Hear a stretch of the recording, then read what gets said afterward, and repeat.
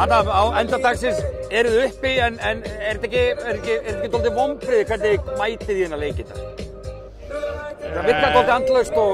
Já, það er svolítið sagan okkar í sumar að við höfum góðan leik og svo mætum við kannski ekki alveg eins gíraðir að næsta, en þetta er bara erfitt. Þetta er búið að vera fáránlegt hvað er búið að fara fram, þú veist, hvað við þurfum að ganga í gegnum í sumar, og svo kannski kemur svona, okkur finnst við erum búin að redda okkur eftir síðasta leik. Já, það þurfti rosalega mikið að fara úr fólkvörðum.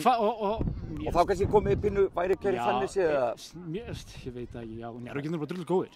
Þeir eru bara vel drillaðir og bara er erfitt að verjast þeim. Þeir eru gott lið. Og það er kannski erfitt að fara í 2 leiki og verjast eins og við ætlum að gera. En við reyndum það og það er bara búið að reyna mikið á hópinn í sumar, andlega og líkamlega, og við erum ekki kannski búin að geta skipt mikið inn á eins og kannski hinn liðin. Við erum með svolítið þunnan hóp og... Þetta er búið að vera dálítið erfitt sumar, eða ekki? En svona, mitt sumar var markmiðið bara að halda sér uppi og við gerum það í dag og við fyrir bara sáttir að loka við gott. Já, nákvæmlega. Hvað með framhaldið? Veistu eitthvað hvernig staðan er á þér, hvernig þín samningsstað og annað? Þannig að, þú veist...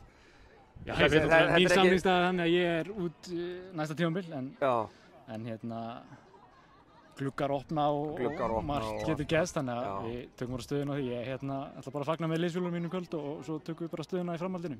Já. Til lukku með að halda sætinu. Takk fyrir það.